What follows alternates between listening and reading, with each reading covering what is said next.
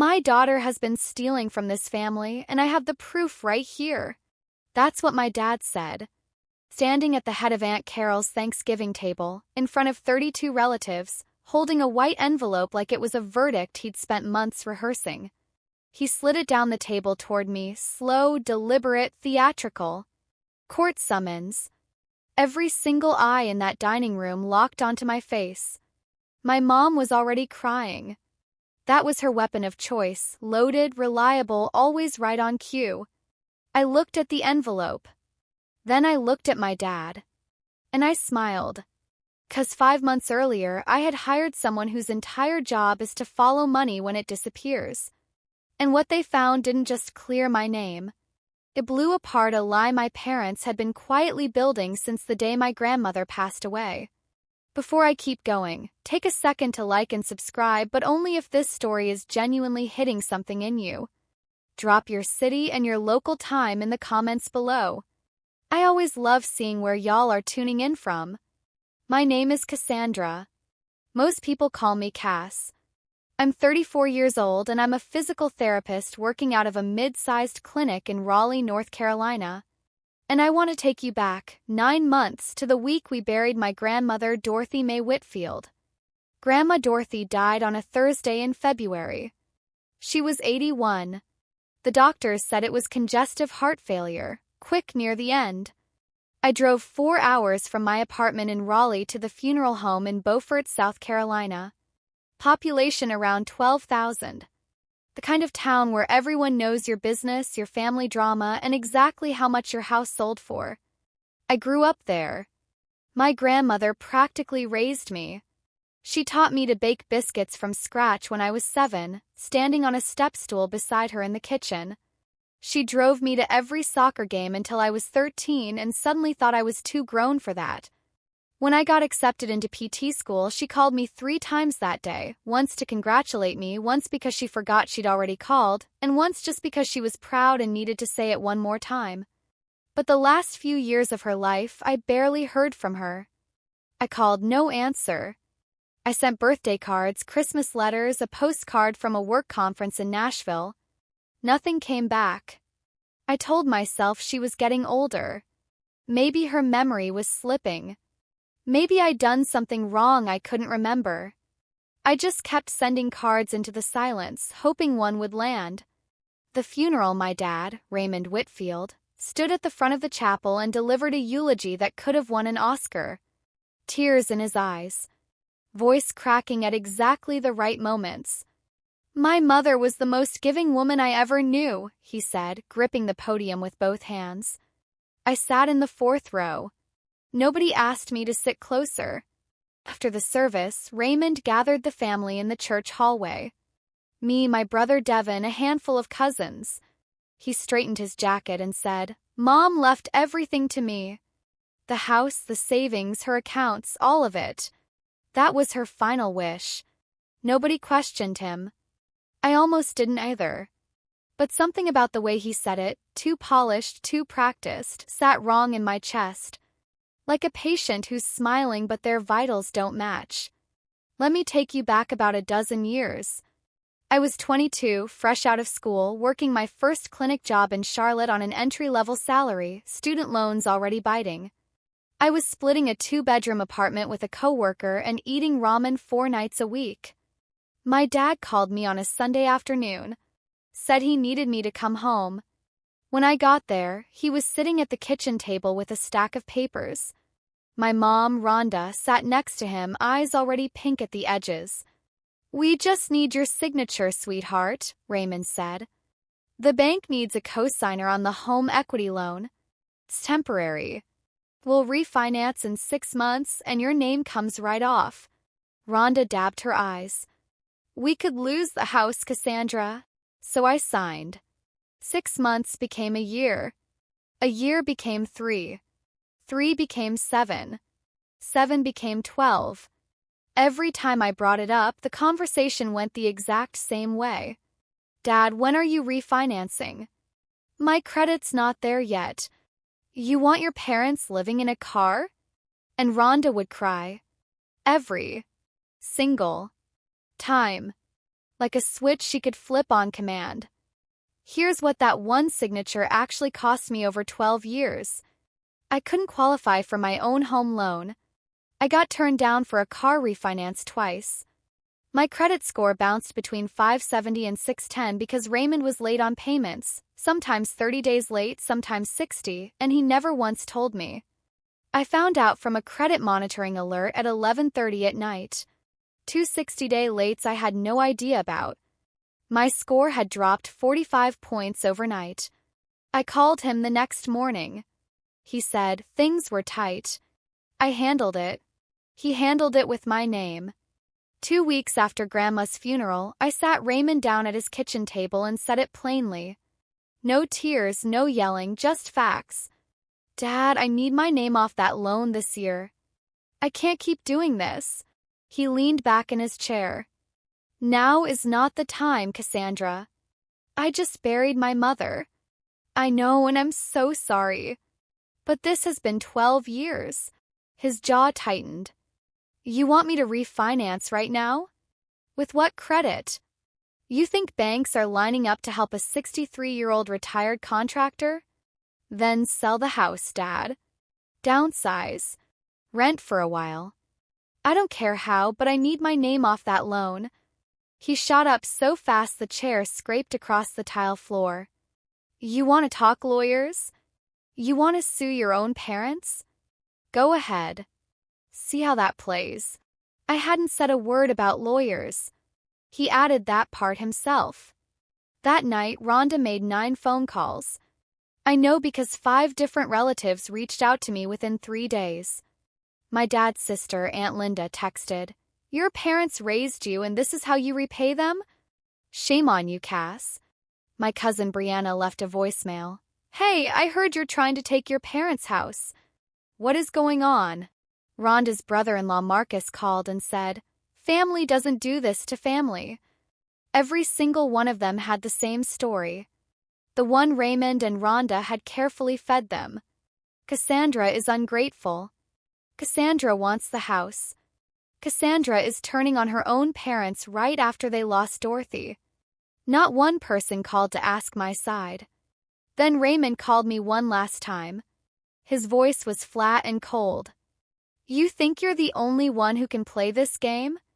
Your grandmother left everything to me. And if you keep pushing, everyone's going to find out what you really did with her money. I had absolutely zero idea what he was talking about. I hadn't touched a single dime.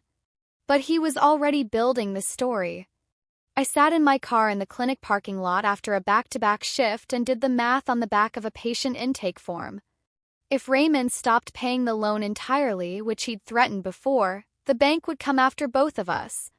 My credit wouldn't just drop. It would crater below 500 for years. My clinic runs background checks and credit reviews for senior staff. A default on record could flag a professional review. I could lose my position. If I started covering the payments myself to protect my credit, $1,900 a month on a physical therapist's salary, I'd be wiped out inside of 14 months, and I was already carrying rent, student loans, car insurance, and groceries with barely any cushion. And if I pushed back publicly, Raymond had already poisoned the well. Every aunt, every cousin, everyone at church already believed I was the cold-hearted daughter trying to steal her parents' home. Fighting back meant fighting alone. Then I pulled up the loan account online. I still had login access from years ago when Raymond had asked me to help him keep track of payments. And that's when I saw it. A new line. A home equity withdrawal. $48,000, pulled out 8 months before Grandma Dorothy passed away. Raymond hadn't just kept my name on the loan. He'd used my co-signature to pull nearly $50,000 against the house without telling me, without asking me, without my knowledge or consent. $48,000 I never saw, tied to my name like a weight around my ankle. I sat in that parking lot for a long time. The lot was empty. The sky was getting dark. He didn't just trap me.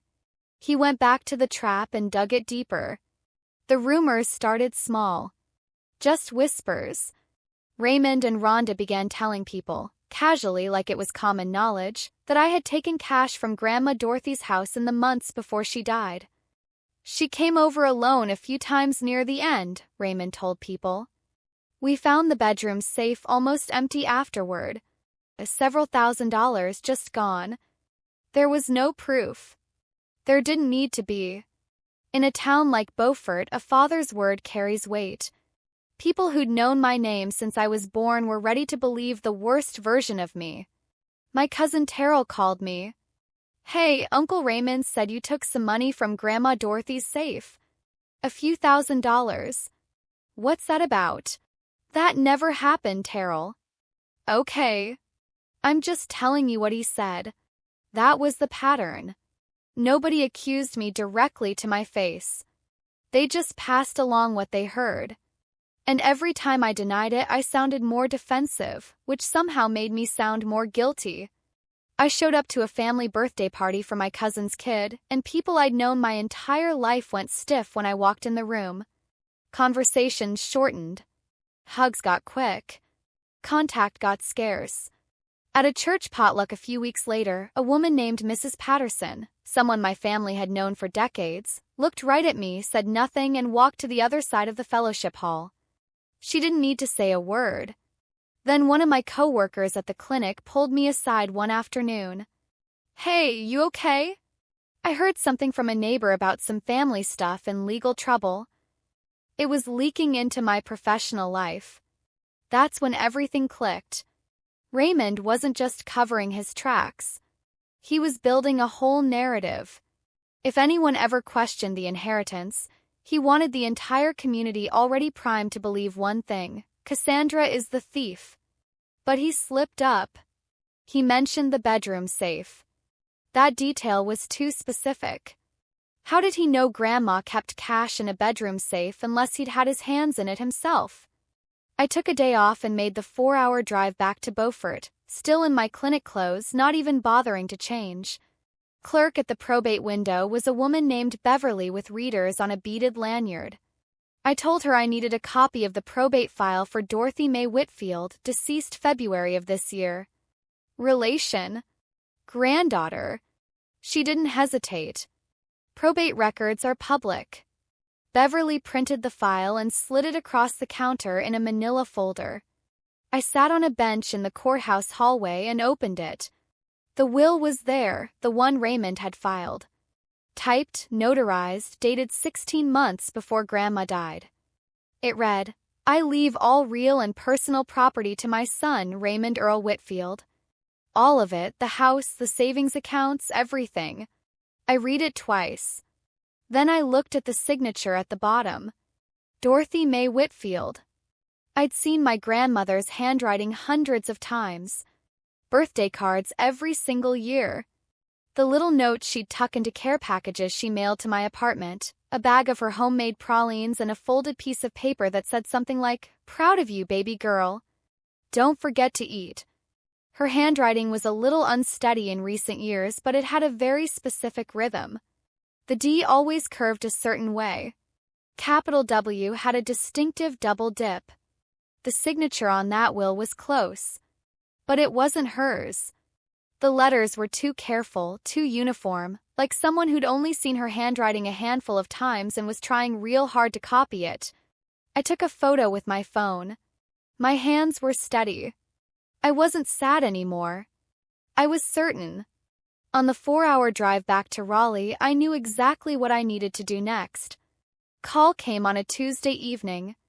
I was heating up leftovers when Raymond's name lit up my phone. I almost let it go to voicemail. Thanksgiving at Aunt Carol's, he said. No hello, no small talk. You're coming. I'll think about it. No. You will be there. And you will apologize. I set my fork down. Apologize for what? For what you stole. In front of everyone. Dad, I didn't steal anything. Then you won't mind proving that. A pause. See you Thursday. He hung up before I could say another word. I stood in my kitchen holding the phone against my leg. The food got cold. I didn't eat it. Raymond wasn't inviting me to dinner.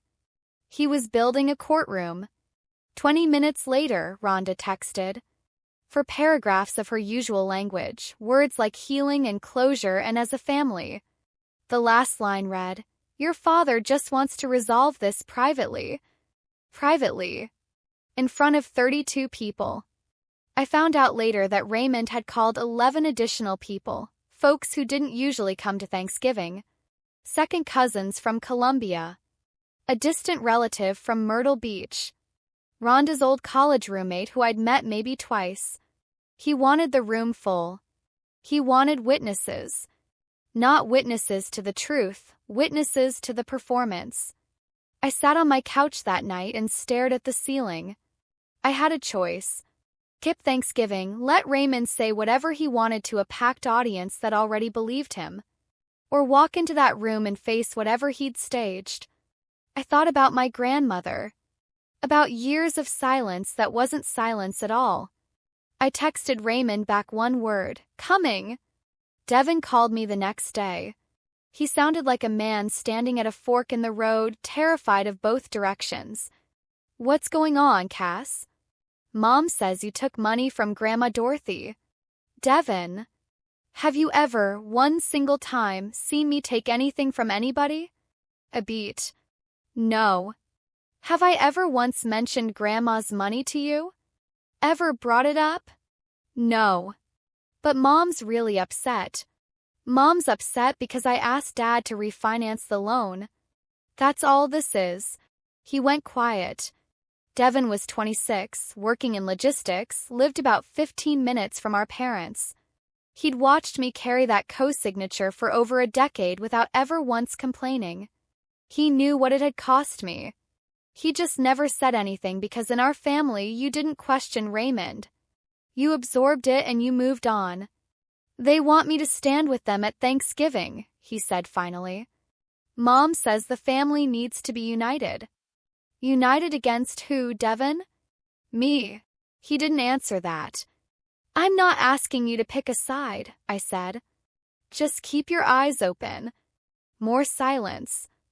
Then quietly, "I'll be there. But I'm not making any speeches." I told him that was enough. We hung up. But something stuck with me. There was a pause before he said no when I asked if he'd ever seen me take anything. It wasn't the pause of someone unsure about the answer. It was the pause of someone who had something heavier sitting on the tip of their tongue and swallowed it. I didn't push. If Devin had something to say, he'd find the right moment. I just didn't know yet that moment was already sitting in his phone, 8 weeks old, recorded in a kitchen he wasn't supposed to be in. Sandra Nguyen had a small office above a dry cleaning shop in Cary, about 20 minutes outside Raleigh. Forensic accountant, 17 years of experience tracing money through estates, divorces, small business fraud, you name it. I found her through a Google search the night I got back from Beaufort, booked the appointment before I could talk myself out of it. She was calm. No nonsense. A desk covered in color-coded folders and sticky notes. She didn't flinch when I told her the whole story. She just took notes. 4 months later, 2 weeks before Thanksgiving, I was back in her office. She placed a bound report on the desk between us. "The signature on the filed will doesn't match," she said. I compared it against 22 verified documents, tax returns, bank signature cards, a vehicle title, medical forms. "It's not her hand." "You're certain?" 100%. She flipped to the financial section. Grandma Dorothy's savings accounts held $310,000 at the time of her passing. The house appraised at around $170,000. Total estate value, roughly $480,000. After probate closed, Raymond had moved or withdrawn $370,000. Sandra had mapped every single dollar. $130,000 went to Raymond's personal credit card balances. $90,000 paid off an outstanding contractor's line of credit. $70,000 was transferred into an account under Rhonda's name. $50,000 went to a contractor for kitchen and bathroom renovations on their house. $30,000 was pulled out in cash, no record, untraceable. I stared at the numbers on the page. He forged the will, I said quietly, and took $370,000. Sandra nodded. Do you want me to compile this into a formal report? Because once I do, this becomes something you can't take back. I didn't hesitate. Do it. She closed the folder. I'll have it ready in 10 days. 10 days. 4 days before Thanksgiving. $370,000. That wasn't desperation.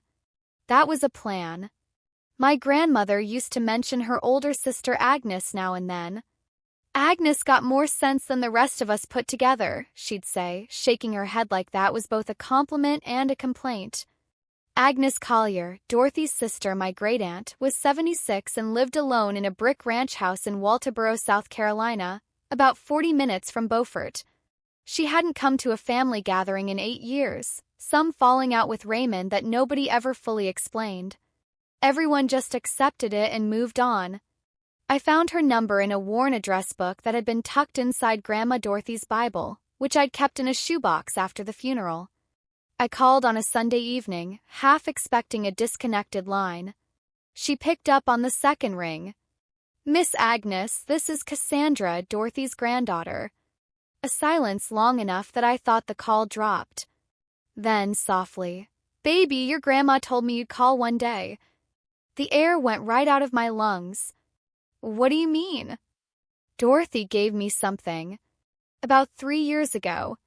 Sat me down at my kitchen table, handed me an envelope and said, Keep this safe, Agnes. If anything goes wrong after I'm gone, Cassie will come looking. She invited me over that Saturday. I made the drive down to Walterboro with my heart pounding so hard I could feel it in my fingertips. Great Aunt Agnes met me at the door. She didn't hug me right away. She just looked at me for a long moment, really looked at me, and then handed me a yellowed envelope. Inside was a handwritten will. Grandma Dorothy's real handwriting. Slightly shaky, distinctive, unmistakable. Witnessed by 2 neighbors. Dated 6 years before she passed. Contents were clear, everything divided equally among 4 grandchildren. Cassandra, Devon, Terrell, and Brianna. I looked up at Agnes. She sat down heavily at her kitchen table. Raymond came to your grandma's house every week those last 4 years, she said. Told Dorothy you'd stopped wanting to see her. Said you'd gotten too busy with your career. That you'd moved on. Grandma Dorothy didn't go quiet on me. Raymond made her go quiet. Now, before I keep going, I just want to say something real quick. If you're new here and this story is already hitting different, please hit that subscribe button right now. I share stories like this one every week. Stories about family, money, betrayal, and people who finally decide to fight back. You don't want to miss what's coming. And drop a comment telling me where you're watching from. I read every single one. Okay, back to it. 2 weeks before Thanksgiving. 10:47 at night. Devon's name on my screen. I need to tell you something. His voice was low, rushed, like a man talking from inside a room he wasn't supposed to be in. Don't ask me how. Just listen. Okay. About 60 days ago, I went over to Mom and Dad's to grab some tools I'd left in the garage. I came in through the side door. They were in the kitchen, they didn't hear me. He paused. I could hear him breathing. Dad was saying, and I'm telling you exactly what he said, she can't prove a thing. The will is filed. It's done. I gripped the edge of the couch. And then Mom said, but what if she hires a lawyer? And Dad said, his voice cracked, then we go louder. We make her the villain. Nobody's going to believe her over us. Silence on both ends of the line. Devon, please tell me you recorded that. I hit record the second I heard them arguing. I've got the whole thing. He sent me the audio file while we were still on the phone. Played it right there in my living room. Raymond's voice, muffled but unmistakable. Rhonda's too. Every single word exactly as Devon described. Why didn't you tell me sooner? I asked. He was quiet for a long time. 'Cause I was scared, Cass. They're my parents too. I didn't know what to do with it. I've been carrying this around for 60 days like a live grenade. I understood that.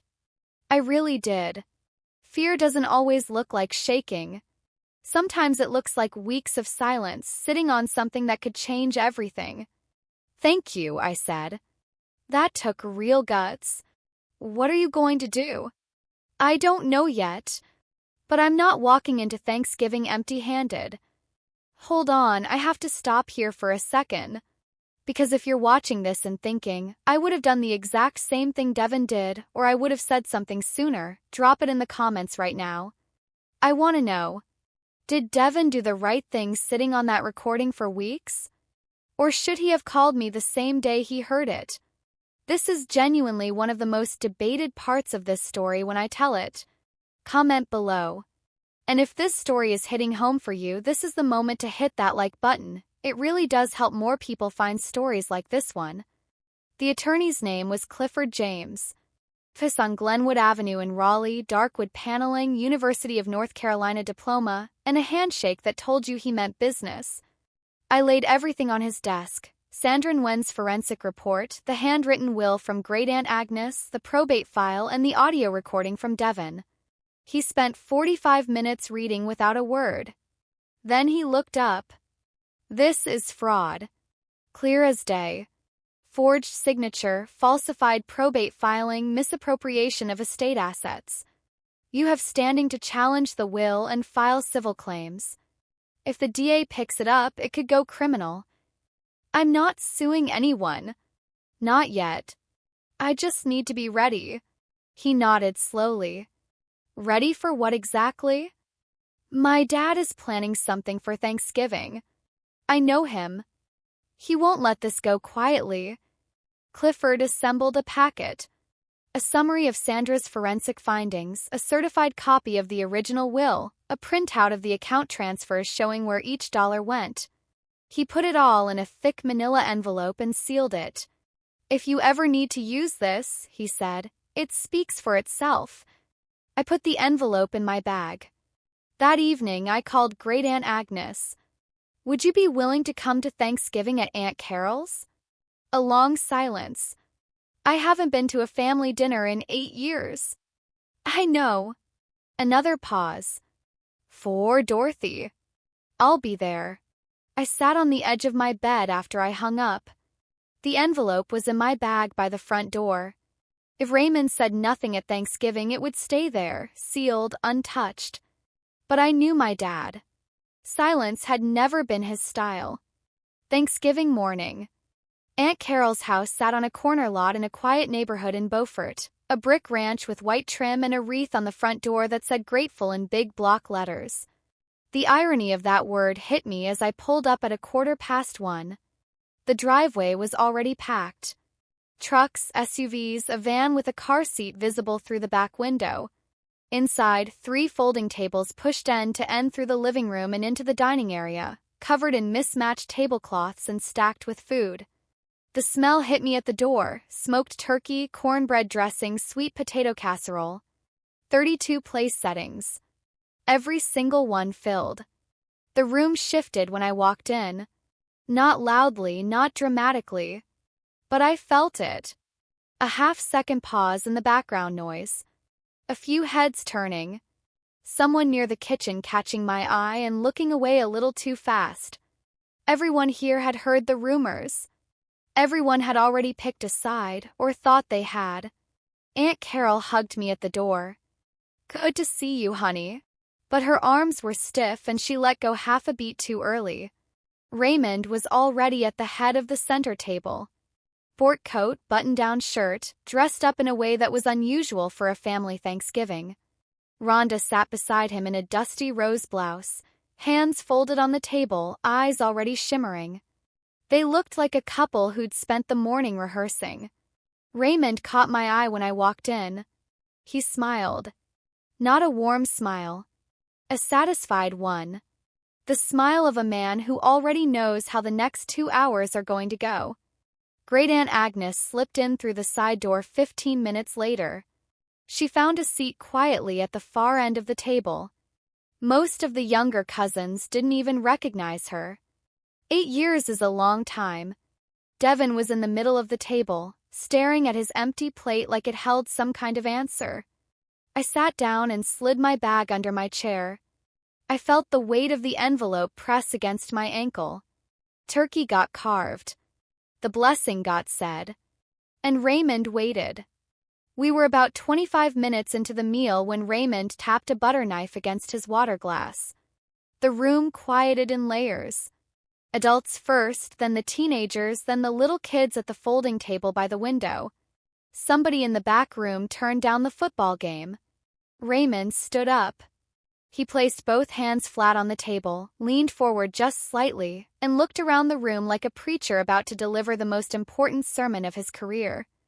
"Before we go around and say what we're thankful for," he began, "I need to address something that has been weighing heavily on this family." My pulse climbed. I didn't move. He looked at Rhonda. She dabbed her eyes with a napkin, right on cue. Perfect timing. "Most of you have heard the rumors," Raymond continued. "I wish I didn't have to do this publicly. Believe me, Rhonda and I tried to handle this privately. But our daughter left us no choice." He paused for effect. A few relatives shifted in their seats. After my mother passed, we discovered that a significant amount of money was missing from her accounts. We investigated. We traced it. And the evidence points to one person sitting in this room right now. He turned and looked directly at me. 32 faces followed his gaze. "Our daughter Cassandra is a thief." His voice didn't waver. "And we have proof." The room held its breath. Aunt Carol's hand flew to her mouth. Cousin Brianna stared at me wide-eyed. An older relative I barely recognized leaned over and whispered to the woman beside her. Rhonda's crying swelled, perfectly timed, perfectly pitched. Raymond stood over me like a judge reading a sentence, and the entire room waited for me to fall apart. I didn't. I folded my hands on the table and looked him dead in the eye. Raymond reached into the inside pocket of his sport coat and pulled out a white envelope. Crisp. Official-looking. He walked slowly around the table, past Marcus, past Terrell, past Aunt Carol, until he was standing right next to my chair. He set the envelope down in front of me. "That is a court summons," he said, loud enough for every single person in the room. "We are suing you for the return of my mother's money." I picked it up. The room was so quiet I could hear the kids whispering at the folding table. I opened the flap and pulled out the document inside. It looked real at first glance. County Court Header. My full legal name on the defendant line. A signature at the bottom from someone I'd never heard of. But I'd spent the better part of a year sitting across from an attorney and a forensic accountant. I knew what an actual summons looked like. This one had no case number. No clerk's filing stamp. The font was too uniform, printed on regular copy paper, not official filed stock. It was fake. Raymond had someone mock this thing up to intimidate me in front of 32 people. A prop. A piece of theater. I set it down gently next to my plate. Aunt Carol's husband, Marcus, leaned forward. "Raymond, if you need legal support, I've got a good attorney I can connect you with." Cousin's wife was shaking her head slowly. Rhonda was still crying, real tears mixed with the performance ones now, completely impossible to tell apart. Raymond crossed his arms and waited. He expected me to cry. To deny. To storm out. To beg. That was the script. That was the version of me he'd spent months selling to everyone in this room. I looked up at him. "You done?" I stood up slowly. No urgency. I smoothed the edge of the tablecloth beside my plate like I was finishing a nice dinner at a restaurant. Every person in the room was watching. "I want everyone here to remember something," I said. My voice was steady. I wasn't performing. I was way past that. I didn't start this. He did. I turned to face Raymond directly. So I'm going to ask you one question, Dad. In front of everyone. And I need a clear answer. Raymond's chin lifted. Till defiant.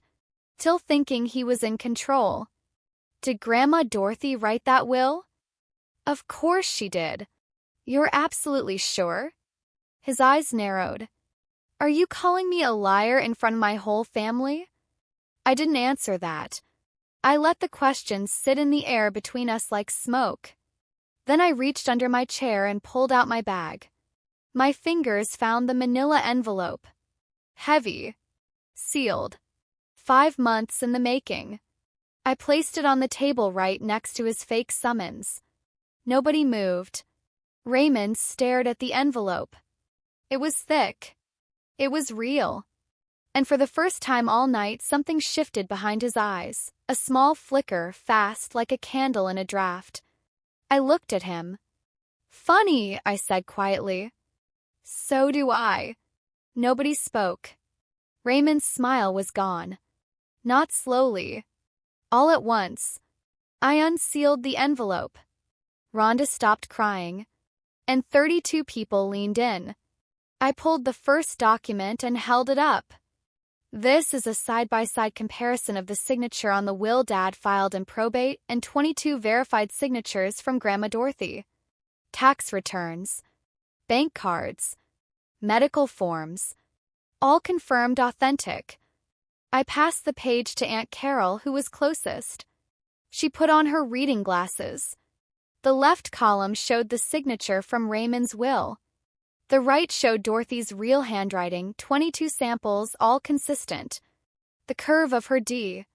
The double dip of her W. The way her hand trembled more in recent years but kept the same rhythm. The signature on Raymond's will was stiff. Careful. Copy made by someone trying too hard. Carol's lips parted. She looked at Raymond. Then back at the page. Then slid it to Marcus without a single word. A forensic accountant examined all of these samples, I said. Her professional conclusion, the signature on the probate will is forged. That is a lie. Raymond's voice came out louder than he meant it to. A few people flinched. You paid someone to fabricate that. I didn't argue. I didn't raise my voice. I'm not asking anyone to believe me, I said. I'm asking you to look. Paige moved around the table, person to person. I watched their faces change, confusion, then recognition, then something harder. Marcus held the page up to the light near the window and shook his head slowly. Terrell stared at it for a long time, then set it down and pushed it to the next person without looking at Raymond once. Rhonda hadn't touched her napkin in 3 minutes. She was watching Raymond, not with sorrow but with something that looked a lot like fear. I reached back into the envelope. This, I said, pulling out the second document, yellowed, creased, familiar in a way that made my throat tighten, is Grandma Dorothy's real will. Written in her own handwriting. Witnessed by 2 of her neighbors. Dated 6 years before she passed. I read the key line out loud. I leave all real and personal property to be divided equally among my 4 grandchildren, Cassandra, Devon, Terrell, and Brianna. Not Raymond. Not her son. Her grandchildren. Raymond took a step back. Where did you get that? That isn't. And then Great Aunt Agnes stood up. She'd been sitting at the far end of the table so quietly that half the room had forgotten she was even there. She was 76, small, silver-haired, wearing a church dress that looked like she'd pressed it specifically for today. Every head turned. Dorothy gave it to me, Agnes said. Her voice was thin but clear as a bell. 3 years ago. Sat me down at my kitchen table. Handed me this envelope. Said, keep this safe, Agnes, because I don't trust my own son. Nobody breathed. Raymond, Agnes continued, and she didn't raise her voice, she didn't need to, went to your grandmother's house every week those last 4 years. Told Dorothy that Cassandra didn't want to see her anymore. Said she'd moved on. Cut off the phone calls. Made sure the letters never got through. She looked at me then, and her voice softened. Dorothy died thinking her granddaughter had forgotten about her. I felt the entire room shift, not toward me, not toward Raymond, but toward something none of them had prepared for. The silence that followed wasn't confusion. It was the sound of 32 people recalculating everything they thought they knew.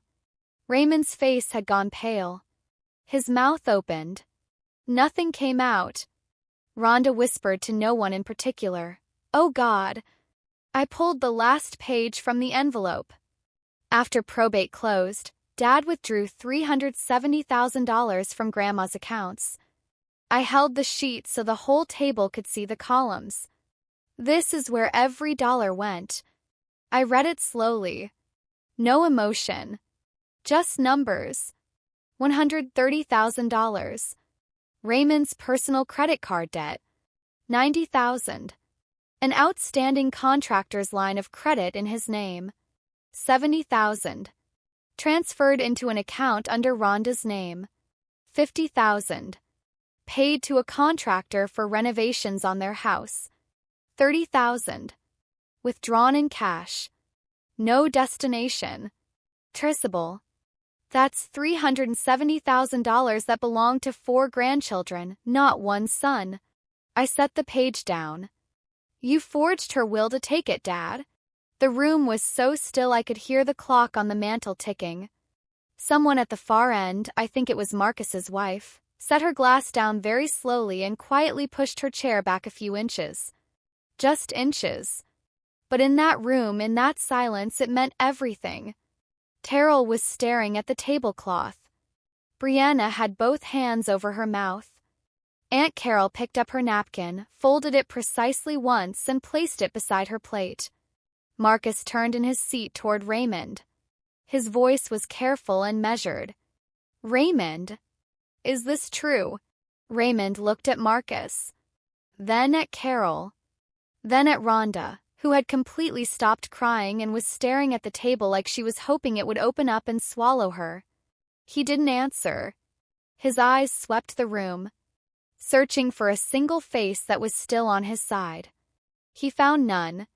"She's manipulating all of you." His voice cracked on the second word. "These are fabricated. She paid people to." "Then explain the money, Dad." I still didn't shout. I didn't need to. $370,000. Where did it go? He opened his mouth, closed it, opened it again. Nothing. That's when Devin stood up. Every single head in the room turned. Devin, 26 years old. Quiet one. The one who never took sides and never gave speeches. Standing at the middle of the table with his phone in his hand. "I heard them," he said. His voice was tight like he was holding it together with everything he had. "About 8 weeks ago. In the kitchen. They didn't know I was still in the garage." He looked at Raymond. Then at Rhonda. "Dad said she can't prove anything. The will is filed. It's done." "Devin, don't," Raymond started. And Mom said, "But what if she gets a lawyer?" And Dad said, "Then we go louder. We make her the villain. Nobody's going to believe her over us." Devin tapped his phone screen and set it face up on the table. Raymond's voice filled the room. Muffled. Corded through a wall. But every word landed clean and clear. "She can't prove anything. The will is filed. It's done." Then Rhonda's voice. "But what if she gets a lawyer?" Then Raymond again. "Then we go louder. We make her the villain." The recording ended. The silence that followed was the loudest thing I have ever heard in my life. Raymond sat down like the bones in his legs had simply quit. Like someone had reached in and pulled out the framework that was holding him up. Rhonda said, barely above a whisper, "I told you this would happen." Not grief. Not shame. Anger directed at Raymond. She'd known. She'd warned him. And now the whole room knew she'd known. "I want to be straight with you right now." Standing in that room, watching my dad's face fall apart, I did not feel victorious. I felt hollow. Because this wasn't a courtroom drama. This was Thanksgiving. Turkey and cornbread and family I'd known my entire life. But I learned something that day. Love doesn't mean letting someone dismantle you slowly until there's nothing left. And silence isn't peace. Silence is just permission. Nobody ate dessert. People left in waves. The outer ring of distant relatives first. Then the cousins. Then the aunts and uncles. Most of them didn't say goodbye to Raymond. They just picked up their coats and walked out the door. A few found me on the porch on their way out. Terrell gripped my hand. "We need to talk this week." Brianna found me by the driveway. If that will is real, and I believe it is, we were all robbed. All four of us. "I know," I said. "I'm not telling anyone what to do. But the forensic report belongs to all of us equally. Send it to me tomorrow." Done. Within a week, Terrell and Brianna had retained their own attorney and filed a petition with the probate court to reopen Dorothy Whitfield's estate, based on evidence of signature forgery and the existence of a prior valid handwritten will. I didn't file. Cousins made that decision themselves. I gave them the information. They took the action. There's a difference, and it matters to me. Clifford also reviewed Raymond's fake summons, the one he'd slid across the table like it was a live grenade. No case number. No clerk's stamp. Not on file with any court in North Carolina or South Carolina. Just a piece of paper in a white envelope. Clifford put it plainly. Your dad tried to intimidate you with a document that has approximately the same legal weight as a takeout menu. Raymond had staged a performance. But the real paperwork, the kind that actually holds up, was in my envelope. Clifford James sent a certified letter to Raymond Whitfield on a Monday 8 days after Thanksgiving. The message was simple. Cassandra demands that Raymond refinance the home equity loan and remove her name from all co-signed accounts within 60 calendar days. Failure to comply would result in civil litigation for damages related to unauthorized use of her co-signature, including the $48,000 withdrawal she never consented to. Raymond was now facing a probate challenge from 2 of Dorothy's grandchildren, potential criminal exposure, and the complete collapse of his reputation in a community where word travels fast and forgiveness travels slow. He did not fight it. He refinanced in 6 weeks. I got the bank notification on a Wednesday afternoon. I was in between patients at the clinic, sitting in the break room with a granola bar and a lukewarm coffee. My phone buzzed. The email was 3 lines. My name had been removed from the account. Effective immediately. I sat there for a long time. A coworker asked if I was okay. I said yes. Then I walked out to my car, sat in the driver's seat with the engine off, and cried. Not from happiness. Not exactly. From the release of something I'd been carrying so long I'd stopped feeling how heavy it was. 12 years of someone else's debt attached to my name. 12 years of promises to refinance that never came through. 12 years of credit alerts at midnight showing me damage I didn't cause. Gone. I pulled up my credit report on my phone. It had already started climbing. 650. 680. The loan officer told me it would hit 720 within 6 months. Not perfect. But mine. Great Aunt Agnes called me the week before Christmas. Come by Saturday. I have something for you. I drove to Walterboro on a cold gray December morning. Agnes's house smelled like coffee and lavender. She was sitting at her kitchen table with a shoebox in front of her. These are yours, she said. Dorothy wanted you to have them. Inside the box were letters. 14 of them. Grandma Dorothy had been writing to me for the last 4 years of her life. Writing and sending them to Agnes because she knew Raymond was intercepting everything that went to my address or my phone. I opened the first one. Dated 4 years before she passed. Cassie, your daddy told me you don't want to see me anymore. I don't believe that for one single second. But if it's true for some reason I can't figure out, I want you to know I'm not angry. I just miss you, baby girl. I opened the last one, written 6 weeks before she passed. I'm leaving everything to you kids, equal shares for all 4 of you. If your daddy files something different, find Agnes. She's got the real one. I love you, Cassie. I always have and I always will. I set that letter down on Agnes's kitchen table and pressed my palms flat against the wood. I focused on the grain under my fingertips, the cold, rough texture, because if I didn't anchor myself to something physical right then, I was going to completely dissolve. She never stopped writing to me. For 4 years, she wrote letters she knew I'd probably never see, and sent copies to the one person she trusted to hold the truth. Agnes poured coffee. Neither of us spoke for a while. She didn't leave me money. She left me proof that she never gave up on me. Not once. And hey, if you're still with me at this point in the story, I just want to say thank you. Genuinely. This is the part of the story that hits me the hardest every time I think about it. If it hit you too, please share this video with someone who needs to hear it. You never know who in your life is quietly carrying something exactly like this. And if you haven't subscribed yet, please do it now. Truly helps more than you know. In a small town, you don't need a press release. You just need one Thanksgiving dinner and 32 witnesses. By early December, every family in our circle, and most of the congregation at the church my family had attended for 30 years, knew what Raymond and Rhonda had done. Not because I told them. I didn't have to. 32 people sat in that room. At least half of them went home and told someone. Those people told someone else. That's how it works. Raymond and Rhonda stopped getting invited to things. No Christmas party at the neighbors. No New Year's potluck at church. Aunt Carol, Rhonda's own sister, called her 4 days after Thanksgiving and said, "I don't know the full extent of what y'all did, but don't call me for a while. I need some time." Rhonda tried posting a family update on Facebook. Something about false accusations and a misunderstanding being blown out of proportion.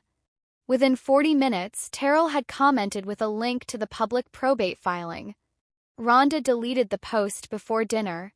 Mrs. Patterson, the woman who'd walked to the other side of the fellowship hall at that church potluck, found me in a grocery store parking lot one Saturday in December. She touched my arm. "I owe you an apology, honey. I believed the wrong person." "I understand," I told her. 'Cause I genuinely did. Nobody needed to confront Raymond and Rhonda directly. Nobody banished them. In a small town, quiet is the loudest sentence there is. Probate court accepted the petition to reopen Dorothy Whitfield's estate in January.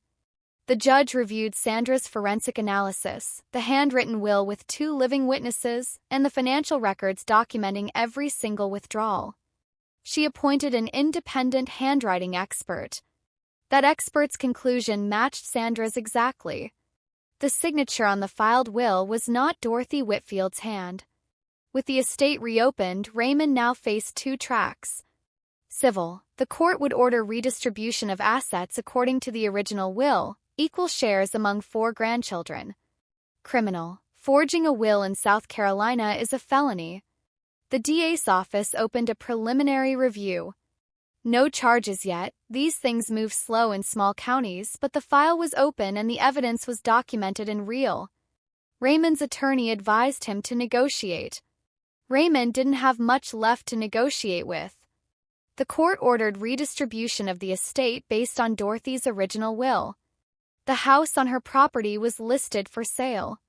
Between the sale proceeds and the savings accounts, and with the court compelling Raymond to account for the misappropriated funds, the estate was recalculated at its original full value.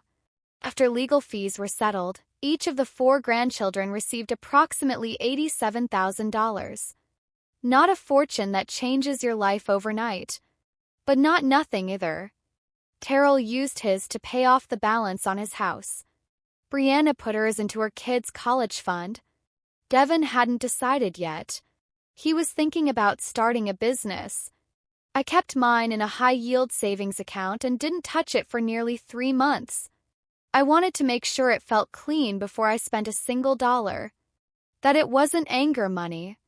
that it was simply what Grandma Dorothy intended, a share of what she'd worked her whole life to build, passed on to the people she loved. Raymond spent $370,000 trying to live a life he could never actually afford. Cost him everything he had left. Devin called me the week after Thanksgiving. It was the first time in years he'd called without it being about our parents. "I'm sorry I didn't tell you sooner," he said. "You told me when it mattered. That's enough." We started meeting every Sunday morning at a diner called Biscuit and Brew on Route 17. Cracked vinyl booths, strong coffee, biscuits that could fix almost anything. We'd sit for an hour, sometimes two. We talked about work, about nothing, about the weather. And slowly, carefully, we started talking about everything else. Devin told me Raymond had tried to get him to co-sign a personal loan about 3 years ago. Devin said no. Raymond didn't speak to him for 5 months, just froze him out completely. "I thought I'd done something wrong," Devin said.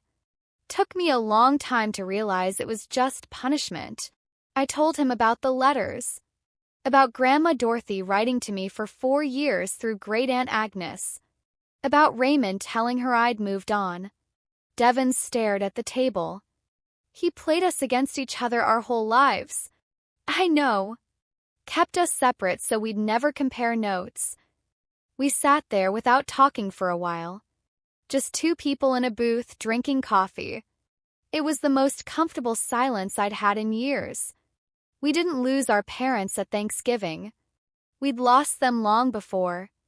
We just hadn't had the words for it yet.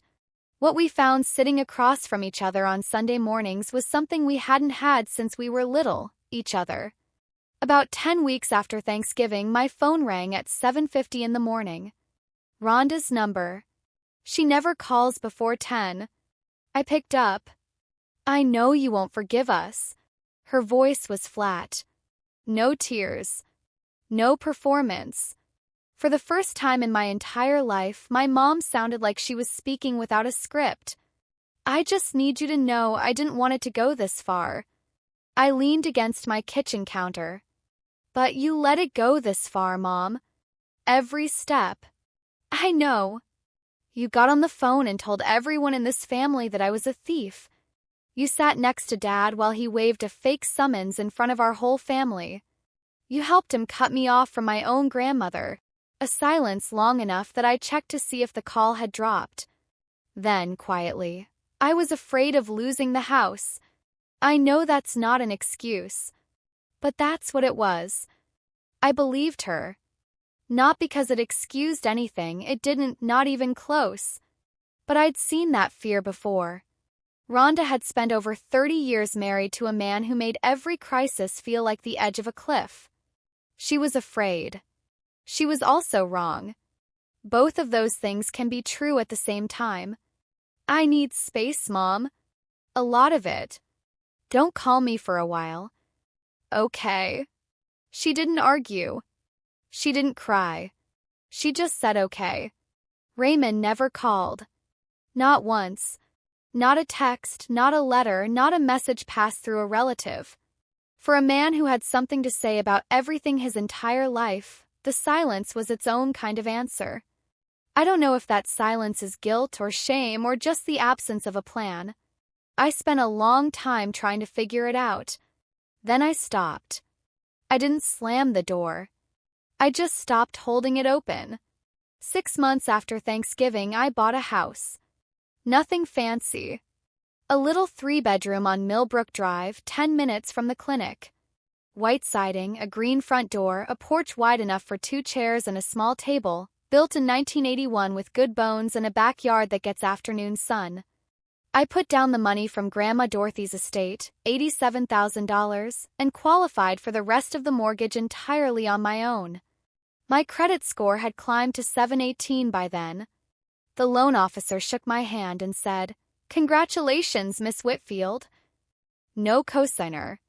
No second name on the paperwork. Just mine. First night, I sat on the living room floor with a pizza box, a glass of sweet tea, and bare walls in every direction. No furniture yet. No curtains. Just clean floors and the hum of a refrigerator I'd gotten off Facebook Marketplace for $200. I hung one thing that night. A framed photo of Grandma Dorothy standing at the beach in Hilton Head maybe 15 years ago, holding a big straw hat and laughing at something just off camera. Her whole face lit up. I set it on a nail above the fireplace mantel and stepped back. "Not bad, Grandma," I said to the empty room. The next morning I went to work. Same clinic, same parking lot where I'd once sat in my car doing terrible math on a patient intake form, calculating how long before my dad's debt took me down completely. The math was different now. The mortgage was mine. The numbers finally worked. I visit Great Aunt Agnes every other Saturday. She makes coffee. I bring pastries from a bakery on Bay Street. We talk about Dorothy, the real Dorothy, not Raymond's version of her. She showed me photos I'd never seen. She also found one tucked in an old album, Grandma Dorothy holding me at a 4th of July cookout when I was about 4. I'm holding a sparkler in both fists. Dorothy is laughing. On the back, in her handwriting, "Cassie. Grandma's so proud of you, baby." I taped it to my refrigerator right next to my PT license. My dad tried to rewrite my grandmother's story. He forged her signature, stole her legacy, silenced her wishes, and spent years making sure she died thinking I'd abandoned her. He nearly rewrote my story too. But the truth, like a real signature, can't be forged. Not when the right people keep the original safe. I'm not sharing this story because I think I'm brave. I'm sharing it because for over a decade I confused endurance with love. I thought saying yes to everything my parents asked, even when it hurt, even when it cost me, was what a good daughter does. I was wrong.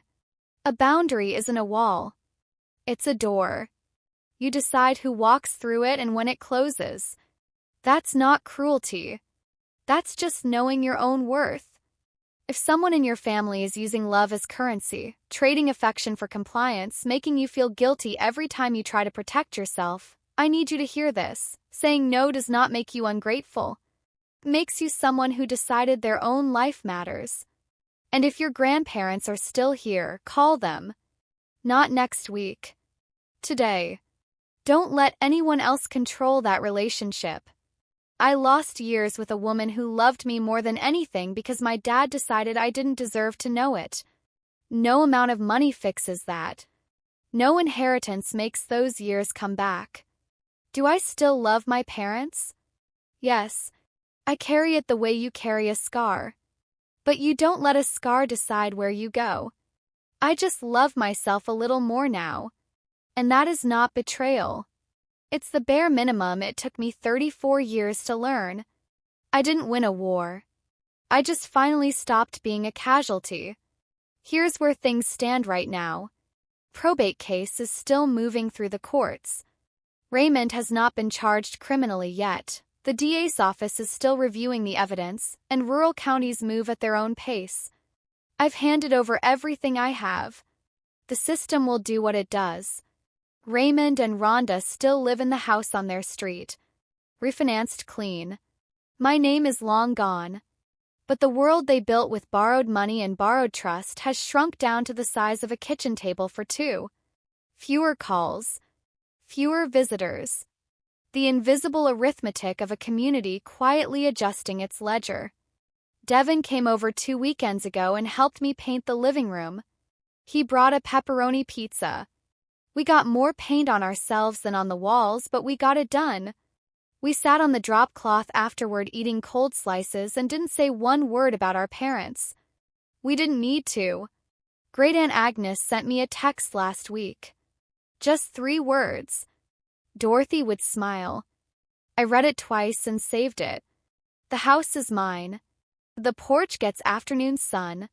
Credit score is climbing. The Sunday diner booth with Devin is already a tradition. And somewhere above my fireplace, Grandma Dorothy is laughing in a photo, holding her hat, not knowing the picture would end up here. She left me exactly what she meant to. Not just money. Not just a house. Proof that she never stopped fighting for me, even when she couldn't reach me. That's the thing about truth. You can bury it. You can lock it up. You can forge around it and build a whole new story on top of it. But the original never disappears. Not when the right people keep it safe. Thanks for staying till the end of this one. Seriously, it means everything. If this story hit close to home, if you've ever had to choose between keeping the peace and keeping yourself, I want to hear your story too. Drop it in the comments. What would you have done sitting at that Thanksgiving table? Would you have brought that envelope in or left it in the car and walked away? Tell me below. And if you connected with this, if it stirred something in you, please share it with one person who needs to hear it today. You never know who in your life is quietly going through something just like this. Subscribe if you haven't already. Hit the bell so you don't miss the next one. I drop new stories every week, and trust me, the next one is going to stay with you just as long. Like, share, subscribe, and I'll see you in the next one. Take care of yourselves out there.